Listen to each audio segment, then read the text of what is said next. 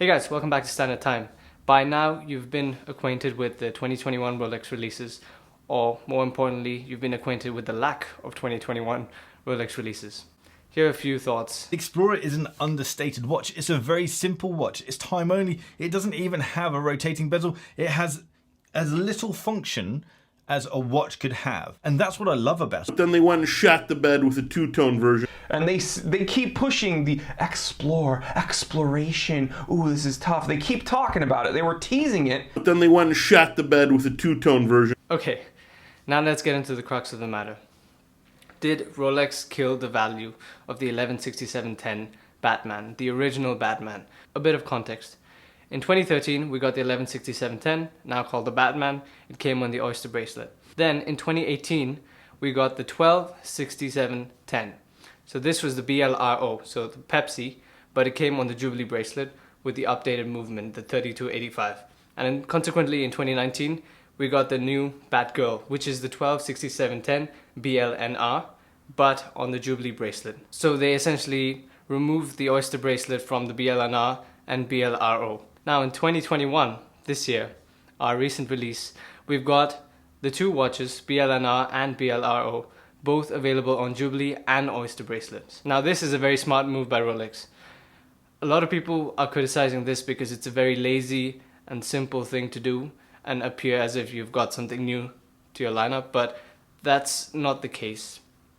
I think Rolex really intended to do this for one reason, and that's to kind of mitigate the grey market dealers pushing up the prices of the 116710 and making the first gen Batman ever more popular and skyrocketing those values. And I think Rolex really doesn't like the grey market having such a huge control over the brand, essentially.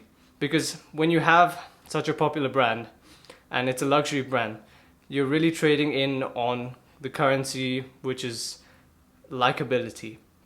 It's not so much just revenue, which is a huge portion of this, and I'll get to why I think that's one of the reasons why the Rolex releases were quite soft this year. But Rolex really does not like it when the grey market really controls people's image of the brand, because everybody wants to get the GMT Masters too, so you do have to look into the grey market because you can't find them at the ADs. Now, there's huge price differences, and because of this, it turns away a lot of buyers from the brand in general, and people start disliking Rolex because they see these huge inflated prices on the grey market, and at the end of the day, they attribute everything back to the brand. Now, consequently, in 2014, Rolex launched the BLRO, but the 116719. So this is an entirely white gold BLRO, a Pepsi, white gold Pepsi with a black dial and the Oyster bracelet. Later in 2018, we got the 126719 with a blue dial. And in 2019, we got the Meteorite dial, which is an addition to that. Now, in a recent video, I recommended that you do not go and buy a Batman at the grey market, especially the 116710.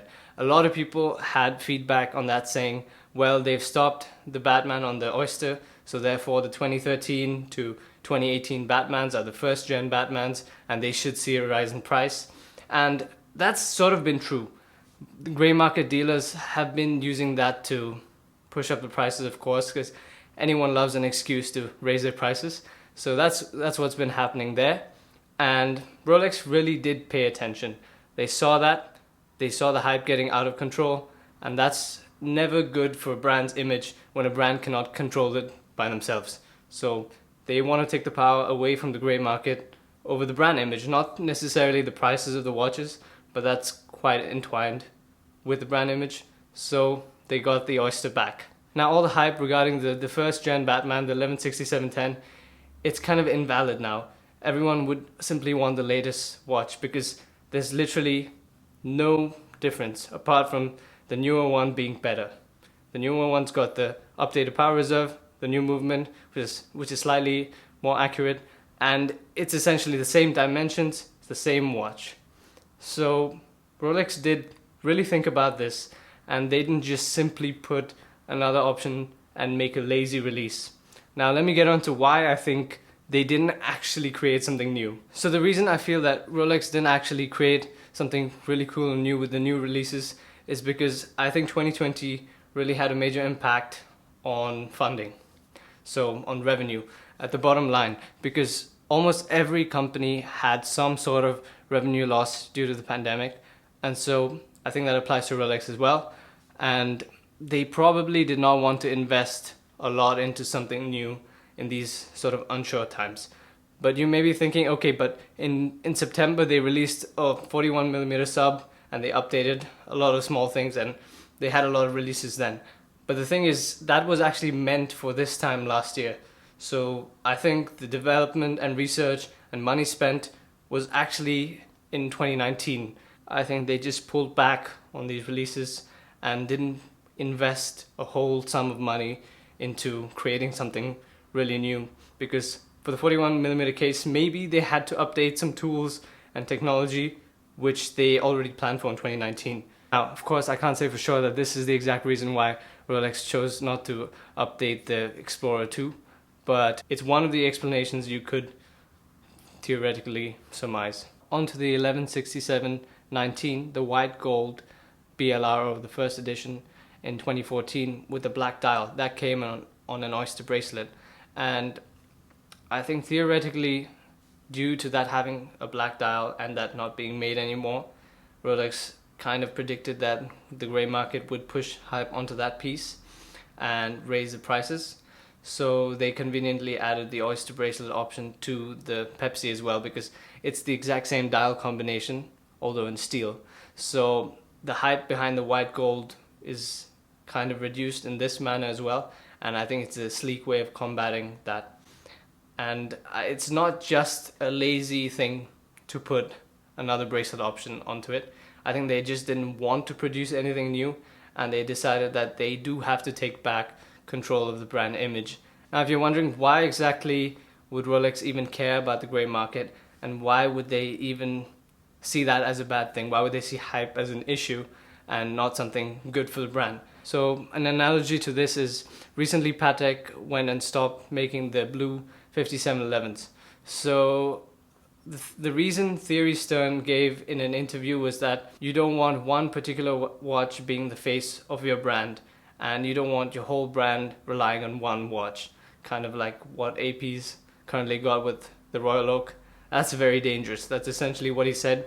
And he didn't want the 5711 blue dial to become the face of Patek and make the brand only be known for that. So that's why they cut off production of that model.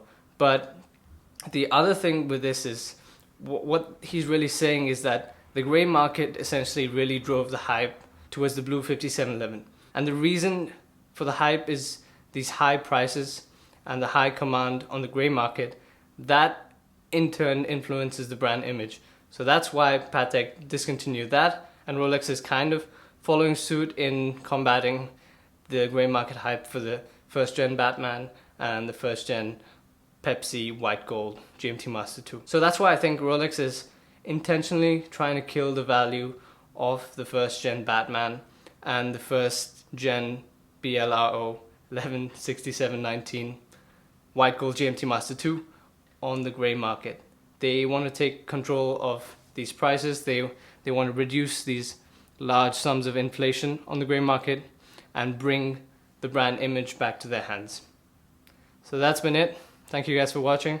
See you in the next video.